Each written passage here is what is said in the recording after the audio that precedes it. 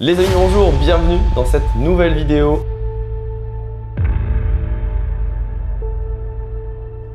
Ok les gars, ça y est, on va attaquer le unboxing de ce colis. Hop. Bon les gars, on est sur la fin de l'ouverture, comme vous pouvez le voir derrière moi. Petite surprise un peu chiante, c'est ça. Voilà.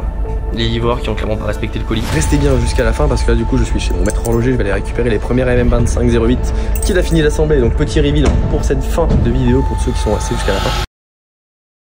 Les amis bonjour, bienvenue dans cette nouvelle vidéo. On part pour une semaine à mes côtés et cette semaine devrait être un petit peu riche en émotions. On est déjà jeudi 17 juillet, début de semaine ça a été assez compliqué. Il y a eu le jour férié puisqu'on était le 14 juillet, j'avais été bien occupé.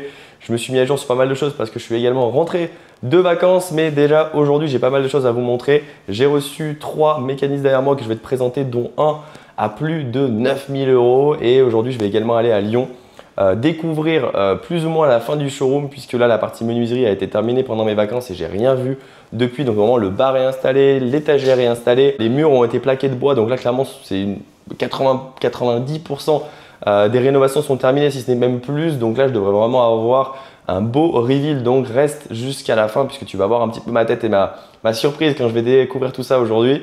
Donc déjà je vais te présenter les 3 petits mécanismes qui sont derrière moi et après je te montrerai également, parce que je suis avec Benoît aujourd'hui, on est en train de travailler sur le design justement d'une One of One. Et cette One of One est en rapport avec un des mécanismes qui est derrière moi, qui est un mécanisme tourbillon. Donc je te présente ça, let's go, et tu verras, c'est vraiment sympa. Ok, on se retrouve avec les 3 mouvements qui sont juste ici. Celui-là est clairement le plus intéressant. Regardez, il y a un petit packaging sympa, on la met de côté, je vais vous le présenter juste après. On a ici un SW400 de chez Sellita. Donc c'est un échantillon, hop, qui est juste ici. Regardez, c'est un mécanisme squelette, donc c'est plus ou moins ce qu'on va avoir sur une Triumph ou la première qu'on va lancer très bientôt.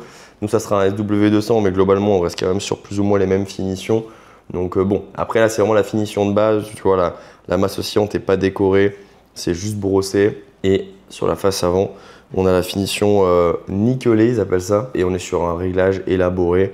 Donc c'est pas le plus haut de gamme qu'ils proposent, mais là c'est pour se servir en pièces détachées par notre maître horloger. Donc c'est un mécanisme qui sera juste utile pour du SAV, donc il n'est pas destiné pour nous, mais ça permet déjà d'avoir un peu le résultat du travail de chez Sellita. Alors, les platines ne sont pas hyper bien bossées, selon moi en tout cas, mais on est sur un mécanisme entrée de gamme pour du Suisse, entre guillemets, même si c'est un mécanisme qui coûte quand même un certain prix. Je crois qu'on est à plus de 480 € pour ce mécanisme-là. Mais effectivement, voilà, il n'y a pas d'anglage, c'est assez basique, les platines sont assez plates. C'est pour ça que nous, derrière, on vient ajouter des étages pour venir complexifier tout ça, rajouter de l'anglage, etc.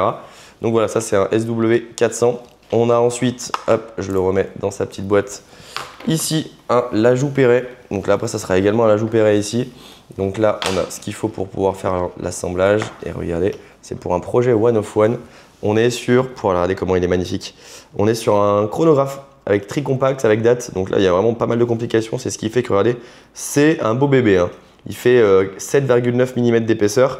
Le SW200 avant est en dessous des 4 mm de mémoire. En général, les squelettes et les datos, comme on a par exemple dans celle que j'ai aujourd'hui, qui est une chocolat en STP en 21, on est à 4 mm d'épaisseur. Là, on est à 7,9 parce qu'il y a beaucoup de complications. Et on est sur les finitions les plus haut de gamme. Regardez déjà la fluidité de la masse. La masse, elle est hyper fluide. Donc les inverseurs ont été bien huilés là-dessus. Niveau qualité, l'ajout Perret, on n'a rien à dire, hein. Code de Genève sur la masse. On a du perlage ici, perlage également ici, on a des vis bleuies, on est sur la finition la plus haut de gamme avec vraiment les décorations au maximum sur ce mouvement. Et on a le réglage le plus optimisé, le réglage top sur ce mouvement. Donc là on est clairement, je pense, dans les tolérances COSC. Je ne sais plus exactement ce qu'ils entendent par réglage top, mais je crois que c'est du -4+6 ou quasiment, en tout cas, moins de 10 secondes par jour. Mais là clairement on est sur un très très beau bébé. Ouais, les vis bleuies, les décorations sont juste incroyables. Ils n'ont vraiment pas lésiné, ils n'ont pas fait d'économie sur rien. C'est du super mouvement. Ça me donne vraiment envie de lancer un petit chrono et je pense qu'on va y passer chez Maison Morphin. Ça sera du coup pour une montre qui sera donc un projet One of One, chronographe, style un petit peu Daytona, squelette, mais revisité version Maison Morphin. Donc c'est un très beau mouvement. Hop, on le met ici. Voilà, c'est toute horlogerie. Aujourd'hui, on commence sur les chapeaux de roue. Et là, je vais vous présenter quelque chose qui fait pas rire. Plus cher que le prix d'une Rolex. Puisque là on s'approche des 10 000 € et on est sur un T100 l'ajout Perret, un mécanisme tourbillon qui est donc Swiss made, qui est à remontage manuel. Regardez les finitions de ce mouvement anglais avec une finition palladium. C'est juste somptueux, ça va aller dans une montre qui va être full carbone. D'ailleurs, on est en train de travailler sur le design aujourd'hui avec Benoît.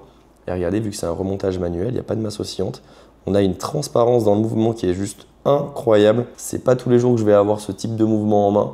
Je suis très content de pouvoir proposer ça au nom de Maison Morphin parce qu'on sait faire aussi de la qualité, même si on fait de la qualité évidemment toute l'année, mais je veux dire en tout cas de la très haute horlogerie, puisque là clairement on n'est pas sur un standing d'un SW400 ou SW200 qui est déjà un très très bon mécanisme, on va pas cracher dessus. Mais là on passe quand même à un autre step, on vient tâter ce que font les grandes maisons alors qu'on est quand même une maison qui a 4 ans et demi et clairement c'est du très beau boulot. Je suis vraiment fan de ce que fait la Joux Perret, donc voilà, j'espère continuer de travailler avec eux. C'est en tout cas prévu, mais regardez-moi ce somptueux mouvement. Je vous ferai dans tous les cas des plans de coupe pour vous montrer un peu plus en détail ces finitions, mais je me laisse vraiment envoûter par ce mouvement à chaque fois que je le regarde. Et puis le tourbillon, c'est vraiment une complication personnellement, mais en tout cas j'adore.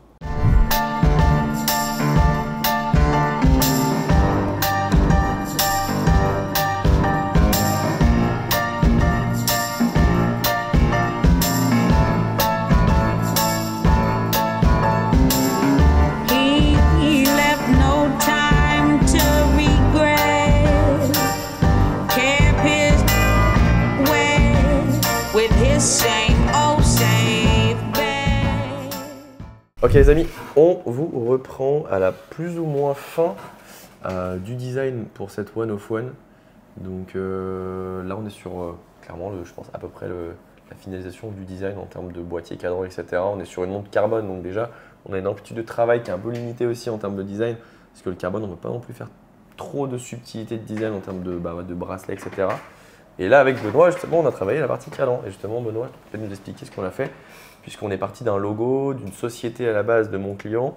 Oui. Donc on a essayé de reprendre justement le nom de la société sur le réo, comme on a l'habitude de faire avec la signature Maison Morphin. Et on a essayé de reprendre aussi un peu des connotations par rapport au monde du bateau, avec un gouvernail qui est présent sur le logo du client. Exactement. Et essayer de jouer avec ça. Et justement, on va retrouver le logo pour vous montrer un peu ce qu'il en est. Mais en tout cas, on est sur le code couleur du logo, on est sur le gouvernail présent sur le logo, un boîtier carbone et ce fameux mouvement qui est donc le mouvement La Joux Perret T100 qui est un tourbillon. En essayant de ne pas le dénaturer, puisque là on est quand même sur quelque chose qui est anglais à la main, qui est de très bonne finition. Voilà, le logo de la société est à droite avec le gouvernail couleur bleu orangé. Et le client voulait, voilà, si possible, avoir le nom de la société plus le gouvernail. Et du coup, on a essayé de faire quelque chose d'intéressant. Je te laisse un peu expliquer si tu veux, Benoît. En fait, l'idée, c'était de vraiment mettre en valeur le mouvement. On a un mouvement qui est travaillé sous tous les angles, c'est-à-dire que à la fois la cage, la structure où il y a toutes les pièces qui viennent s'articuler, les effets de surface sont poussés un peu dans tous les sens, les détails de décoration. Donc du coup, on voulait vraiment mettre en valeur le mouvement et pour ça, il fallait qu'on ait le moins d'impact possible avec le logo en quelque sorte. Il fallait trouver un moyen de l'intégrer au design pour qu'il se fonde un petit peu dans l'ensemble. Donc on a repris la roue de gouvernail justement en se disant que c'était un élément fort du logo et on en a fait une aiguille. En fait, je ne sais pas si c'est suffisamment clair. Voilà, si on zoome là, c'est bien. Un petit peu, c'est un peu gros. Du coup, ici, toute cette partie-là représente la roue de gouvernail et on en a fait une aiguille. Il faut imaginer une platine, comme un disque quoi, qui va tourner au fil du temps avec du coup les différentes poignées du gouvernail vont se décaler au fil du temps, avec celle-ci qui du coup représente l'heure, celle-ci qui représente les minutes, donc elle est indépendante évidemment, et du coup la trotteuse avec le orange qui vient du coup rappeler la ligne orange en vague qui est sur le logo du client. Et après le Luminova avec les index et le Sateco du coup qu'on essaie de faire répéter 2 fois sur le Réo. C'est ça, donc là du coup on a le SATECO qui se répète 2 fois, on a du bol. Hein. Ouais, c'est rentré parfaitement. En termes de lettres, c'est ce qu'il fallait. Du coup, on a un clin d'œil à la fois sur le logo, le nom du client, les couleurs du logo. Donc on reprend le bleu, l'orange, le blanc. On a du coup ces index qui sont travaillés un peu comme des petites pointes de diamant. Qui viennent du coup diriger le regard vers le centre, qui est l'essentiel, hein, le mouvement. On a essayé de faire quelque chose qui est quand même assez sobre. assez épuré parce qu'on est sur un diamètre de 36 normalement, 36 mm, 38, 39 selon les contraintes techniques qu'on aura avec les usines quand on transférera nos fichiers Illustrator et Photoshop. Mais effectivement, on est sur quelque chose d'assez minimaliste. Déjà, le carbone, comme je le disais au début, ne permet pas non plus de faire trop de détails dans la lunette, dans le boîtier, parce que c'est quelque chose qui est plutôt dur à usiner. Mais voilà, l'esthétique globale devait être assez épurée. C'est un client qui a beaucoup de monde de chez nous, y compris de la vintage, la 2407, qui l'affectionne particulièrement. Donc effectivement, on devait rester dans ce côté un peu minimaliste. Et puis on est sur un très beau mouvement, il n'y a pas d'intérêt de venir le décorer, de rajouter un cadran hyper chargé. Là, le mouvement en lui-même suffit amplement à faire une esthétique sympa, quoi. En fait, pour le coup, on est vraiment sur une montre dont le boîtier et le bracelet mettent en valeur le mouvement parce qu'au final, ils sont très sobres. Très sobre, donc ce qui va attirer l'œil, c'est les détails. Et du coup, c'est vraiment ce qui va se passer dedans qui va attirer l'œil, quoi. C'est ça. Voilà, donc on va transférer tout ça au client. Et puis, comment? C'est aussi en fonction des goûts du client. C'est ça. Effectivement, c'est un one of one, c'est un projet unique. On est sur un beau devis parce que c'est quand même un mouvement réputé avec des beaux matériaux. Donc effectivement, l'essence même de ce projet, c'est déjà de plaire au client. Donc c'est ce qu'on va faire. On va transférer tout ça au client et puis on va faire des ajustements. Et je ne manquerai pas de donner des petites news vis-à-vis de tout ça. Et également aujourd'hui, petit travail sur une boucle déployante. L'idée, c'est de faire justement une boucle un peu identitaire, qu'on ait de la déployante en plus des ardillons qu'on a déjà sur les bracelets en cuir que je te montrerai d'ailleurs tout à l'heure. Et on essaie de trouver quelque chose d'assez sympa avec des différentes textures. Là, on a du microbillage, essaie de trouver du relief aussi. Donc du coup, c'est ce que Benoît essaie de faire en ce début d'après-midi, plutôt sympa parce qu'actuellement, regarde que je te montre un petit peu. Bon, déjà, on a une commande client qui arrive très bientôt, des clients qui arrivent. On a du coup des boucles ardillons donc, qui sont comme ceci, avec le double M. Mais du coup, on n'a que de l'ardillon. On a beaucoup de demandes en déployante, soit sur du Python, du Croco, etc. Donc là, au moins, on aura de la déployante pour nos fabuleux bracelets en cuir fait à la main, comme tu peux le voir ici. Donc voilà, on développe tout ça, comme ça on la sera en prod une fois que ça sera terminé en termes de design. Ok les amis, on est samedi 19 juillet. Aujourd'hui, je vais travailler sur plusieurs choses. J'ai déjà commencé à travailler sur quelques petites choses. C'est la partie vitrophanie pour le showroom à Lyon, puisque du coup hier matin je suis monté rencontrer l'entreprise qui va s'occuper de ça.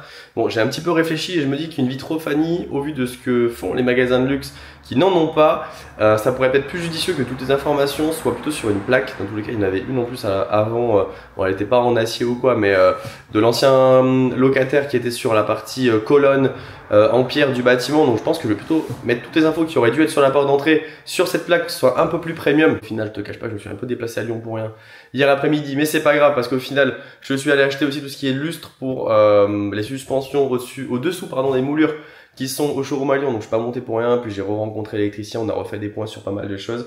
Et dans tous les cas, la personne qui est venue pour la vitrophanie s'occupe aussi des plaques.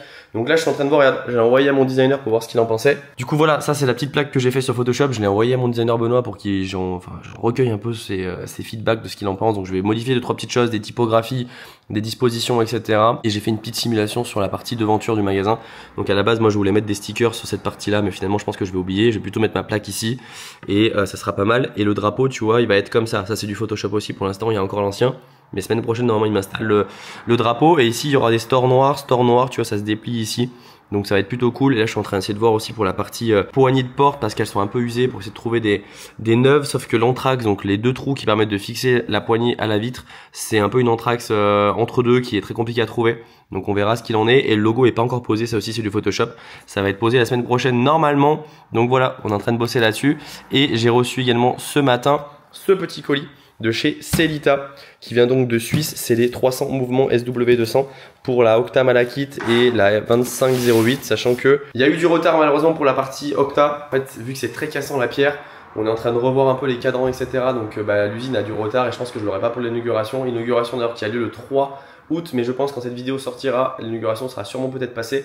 Donc voilà, j'aurais aimé avoir la Octa Malachite, carbone, etc. pour l'inauguration. Mais c'est aussi ça le souci, déjà rien que là ça a été très short parce que Sellita m'avait annoncé fin mai pour la livraison des mouvements. Finalement on est fin juillet et je viens juste de les avoir. Donc niveau des deadlines respectés, on n'est pas terriblement bon. Et mes autres usines qui font les pièces détachées pareil, m'avaient annoncé début juin. Finalement on est quasiment fin juillet.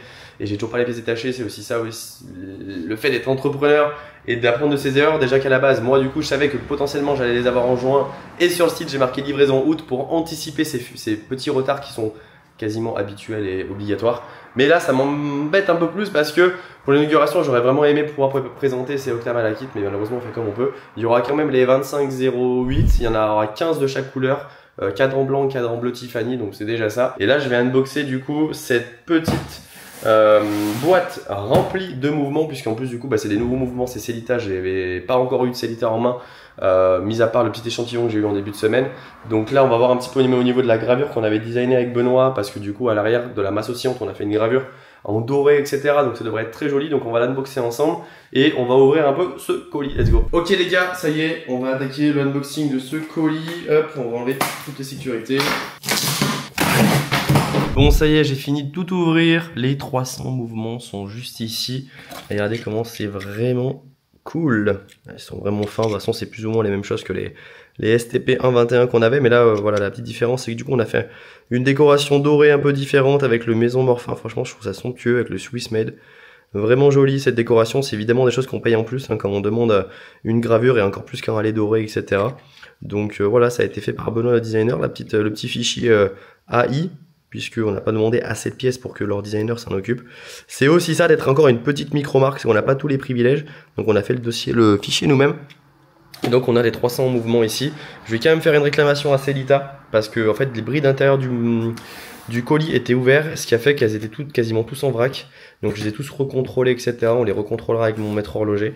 Mais effectivement, je soupçonne la douane, mais la douane, c'est bizarre qu'ils aient ouvert. Voilà, les 300 mouvements sont là. On est samedi. Lundi, je reçois les pièces détachées de la 2508, du moins 15 de chaque couleur, plus également des boîtiers carbone. Bon, même si on n'a pas les cadrans, on aura au moins les boîtiers qu'on pourra exposer à Lyon dans notre showroom. Et j'emmènerai tout ça à mon maître horloger pour assemblage. Voilà, let's go. Ok les gars, on est lundi 21 juillet. Aujourd'hui, je monte une nouvelle fois à Lyon, comme tu peux voir. On est bien chargé, on dirait que je suis un vacancier. Je te cache pas que je suis allé ouvrir le showroom tout à l'heure parce que j'avais un rendez-vous client, donc j'étais en costume.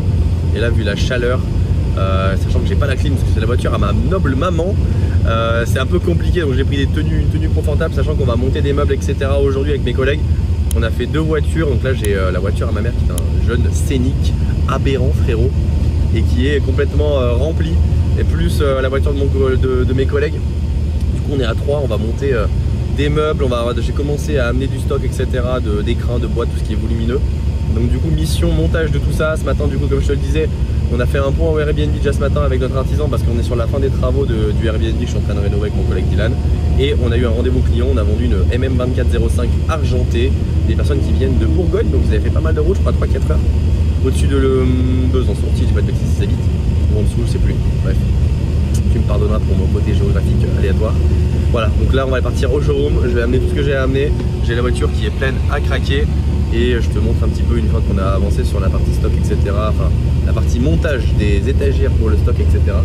Et on a également le bureau qui va aller dans la salle principale pour réceptionner les clients. C'est d'ailleurs le gros carton qui est derrière moi. Et il y en a plein d'autres. Donc voilà, let's go Lyon, go monter tout ça et je te vlog le tout. Bon les gars, on est arrivé, ça y est, on a tout déchargé avec l'équipe. L'équipe de fous furieux. Et regardez, est-ce que j'ai pas un peu abusé sur les sirops? Voilà, j'ai pris tous les sirops qui existaient, que de la qualité évidemment, du Aiguebel, du Maison Guillot. Et du coup ces petits sirops, ils vont aller juste ici, on va les mettre en place ici sur la machine à café. Là on est en train d'enlever le gabarit ici de pause et on va essayer de monter un peu tous les meubles qu'on a amenés aujourd'hui. Mais déjà, hop, let's go, on va faire notre petit stock de sirops. Bon voilà les gars, ça y est, ils sont en place. Plutôt sympa pour servir des sirops de qualité aux clients. Bon, il reste à remplir tout ça, mais voilà, on va essayer de faire en sorte de. Et ici, regardez, hop, petit résultat, ça tue. Hop, regardez de plus près comment c'est stylé. En plus on a tout allumé, regardez, c'est rétro-éclairé un peu partout, ça tue.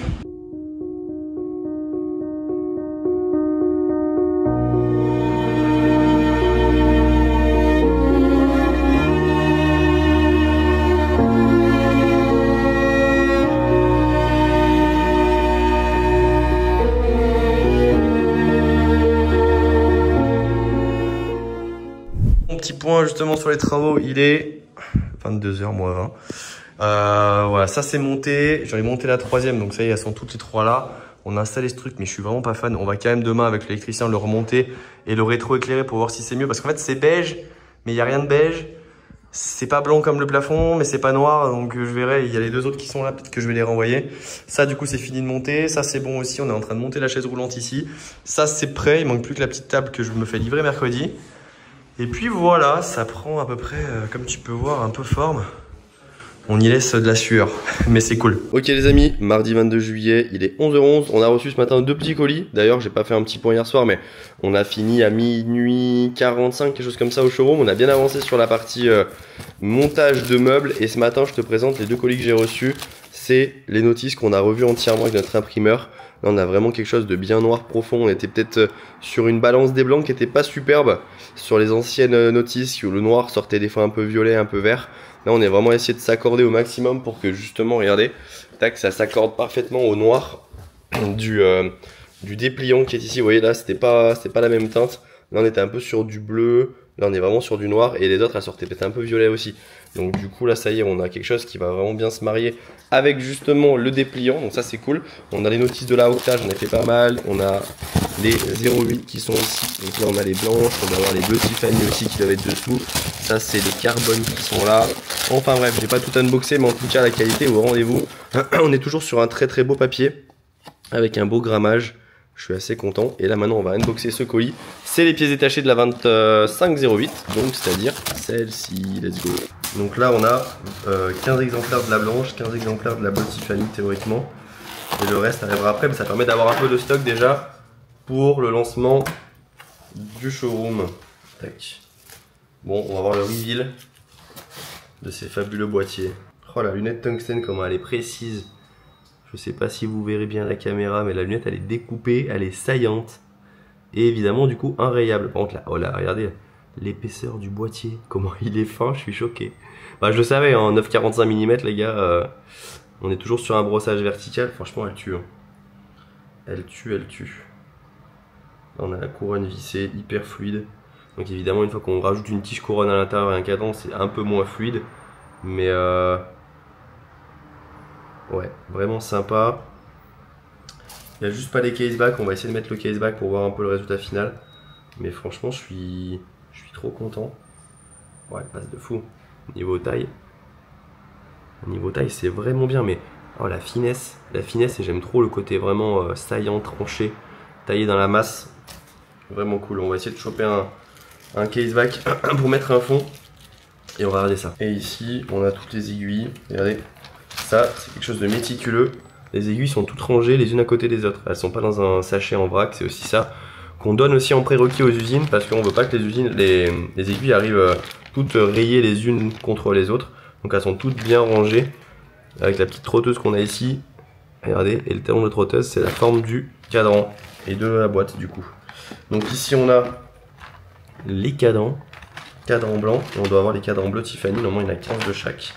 Donc là on a cadran blanc et cadran bleu Tiffany, on les voit très très peu mais ils sont là. Je vais essayer de vous en sortir un. Tac, je vais pas les prendre avec les doigts. Mais au moins vous les voyez, ils sont juste là.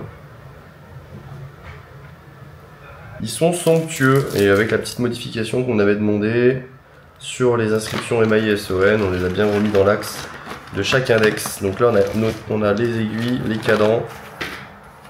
On va tout remettre. En tout cas les amis, je suis très content du résultat pour l'instant. Franchement les boîtiers ultra fins, ultra bien finis comme ça avec un brossage vertical aussi. C'est assez original et je pense que ça va vraiment plaire à la clientèle. On ouvre maintenant les boîtiers carbone, let's go. Donc là on a les caseback. Donc ça c'est les fonds. Ah non ça c'est les cercles d'emboîtage, regardez, je vous montre. Cercles d'emboîtage en acier. Et eux aussi sont traités, ils sont du plus bel effet parce qu'en plus ils sont visibles vu qu'on n'a pas fait un caseback rond. Donc évidemment eux aussi ils ont vraiment été polis, brossés tout comme il faut pour qu'ils soient vraiment parfaits. Ici on a donc des caseback, donc c'est des numérotations des fonds. Regardez les fonds qui sont aussi sympas. Regardez. On a le Made in France. Après c'est du micro-billet à l'arrière. Et on doit avoir des cadrans carbone quelque part. Du coup oui les amis, j'ai zappé un détail, c'est qu'en fait ça arrive dans un autre colis, la partie carbone boîtier. Donc là on a que des fonds transparents, des cercles d'emboîtage, mais ça suffira déjà amplement pour notre métrologiste se mettre au travail pour l'assemblage de ces 15 cadrans blancs, cadrans bleus pour la MM2508. Donc ceux qui viendront à l'inauguration le 2 août, évidemment, ils pourront repartir avec une MM2508 et surtout l'avoir aussi en vitrine.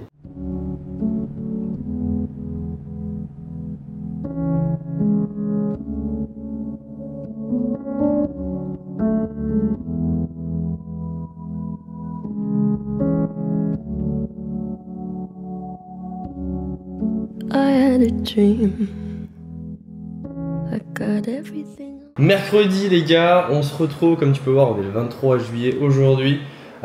Aujourd'hui je suis pas allé au showroom à Lyon, même si je suis allé plusieurs jours d'affilée. Je suis allé au showroom à Tournon, j'ai bossé sur pas mal de choses. Ce matin j'étais également au Airbnb qu'on est en train de finaliser avec mon collègue Dylan, donc bientôt en location. Je voulais te montrer aussi du coup des projets One of One, donc le plus fou qu'on ait jamais fait. Montre carbone, mouvement la joue Perret, tourbillon T100. Swiss Made bien entendu, on a déjà parlé plein de fois, hein, j'en ai déjà parlé dans plein de vlogs, mais si tu me découvres, voilà. On a fait des propositions, regarde, hop. Donc on a celle-ci que j'ai proposée, on a à côté celle-ci, donc le réo est un peu différent, là tu as des micro-graduations entre les graduations, et tac tac tac, celle-là, avec, je crois que c'est uniquement des micro-graduations, je l'ai pas en tête, ouais voilà. Que des micro-graduations avec le Sateco qui est le nom de la société du client tout autour. Et on a fait une V4 qui est selon moi la mieux, c'est celle-ci. Regarde, c'est mieux gradué, c'est plus discret, c'est minimaliste. Et en fait on a le logo, donc le gouvernail du client qui est au centre avec du coup l'heure, les minutes et les secondes qui reprennent du coup le logo du client qui tournera du coup au rythme des heures et qui reprendra du coup son logo de société. Regarde, on est sur un boîtier carbone très minimaliste. On sera sur une montre entre 36 et 39 mm, il faut jouer avec les ingénieurs en termes de taille pour l'emboîtage, etc.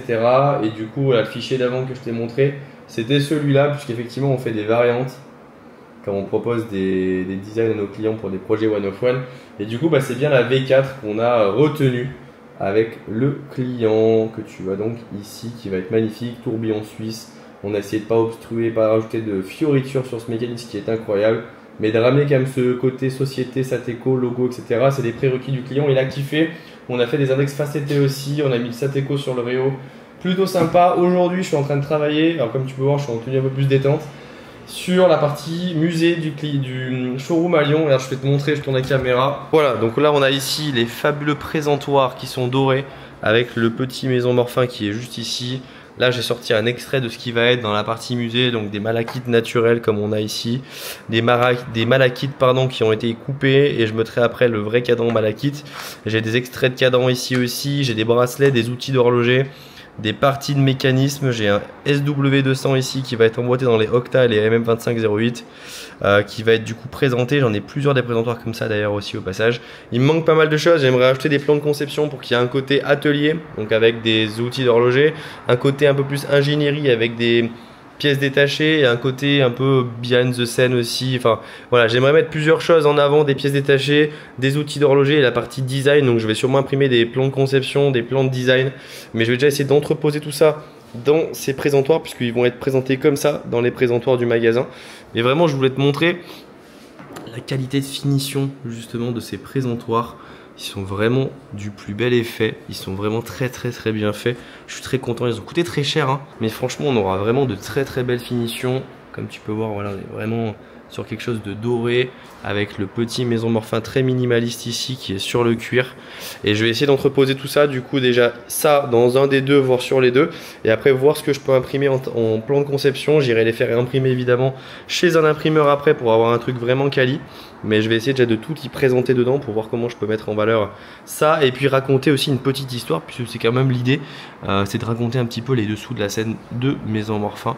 Donc, let's go, je vais m'y atteler.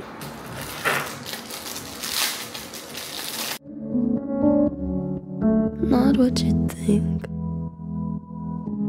And if I'm being honest, it might have been a nightmare to anyone who might care. Bon les gars, premier jet, d'ailleurs je vous ai pas montré la petite montre du jour, la 2405, une de mes préférées, que je porte énormément et que je me lasse vraiment pas de regarder. Voilà, premier jet, c'est plus ou moins ce que j'aimerais raconter un peu dans l'idée, hein. Évidemment, je pense que je vais voir peut-être acheter des plaques en métal ou des...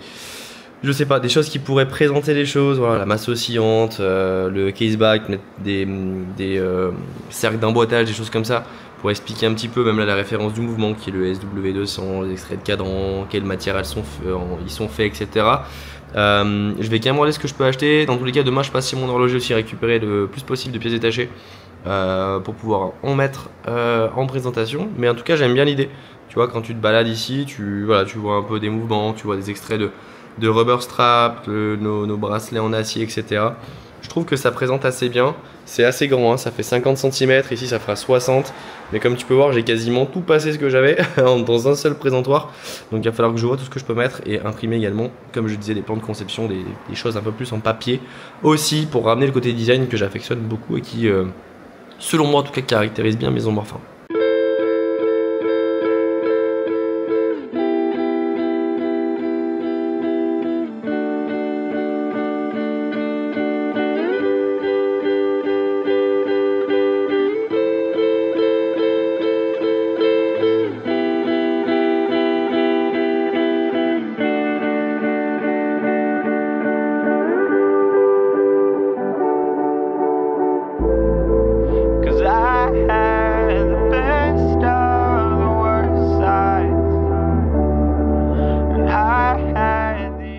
Bon les gars, on se retrouve, on est jeudi 24, on est devant le magasin comme tu peux voir juste derrière moi.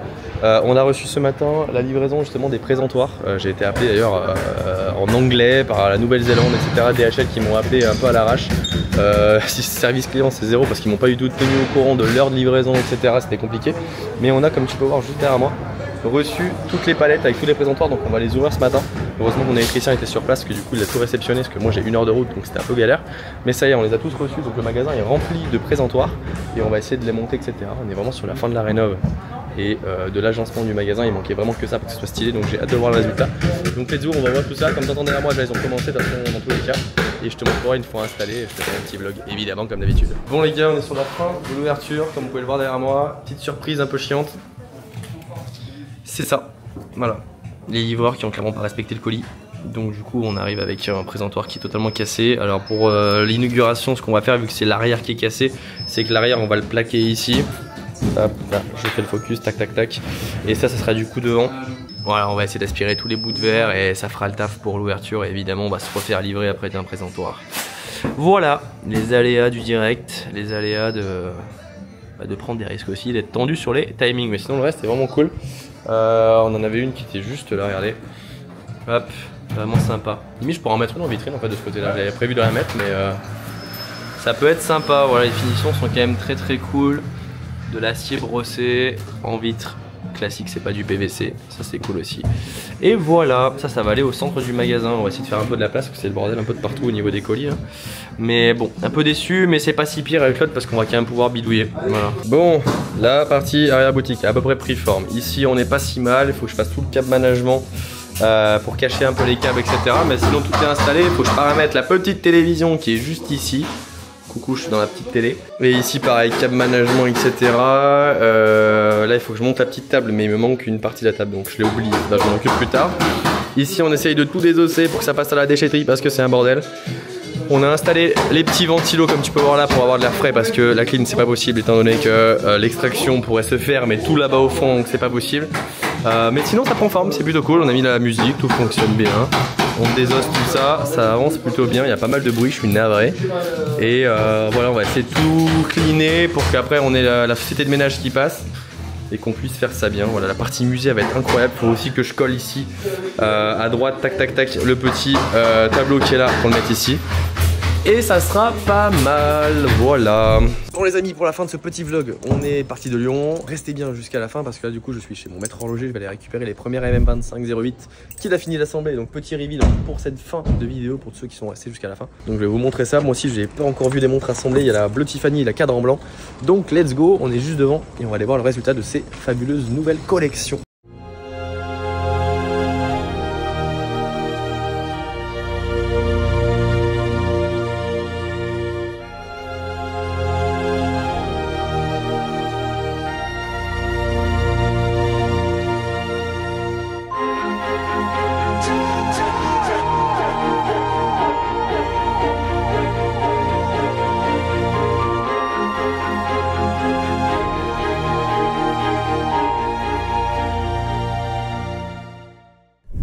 les gars, comme vous avez vu, ça y est, on a les nouvelles MM2508. Franchement, je suis très content du résultat. On est vraiment à fleur du verre saphir, et le verre saphir qui est traité anti-reflet, c'est juste incroyable. Voilà, ce soir, ça va être petit restaurant. Moi, je vais vous laisser ici. Je vous remercie de m'avoir suivi pour cette petite semaine de vlog. La semaine prochaine, c'est l'ouverture du showroom, donc je pense qu'il y a pas mal de choses qui vont être à filmer, etc. Je vous invite à laisser un bon pouce bleu pour me soutenir dans cette petite aventure, un petit commentaire, à vous abonner pour suivre justement tout ce qui va arriver très bientôt, qui va être, je pense, très passionnant. Et moi, je vous laisse ici. Allez, salut!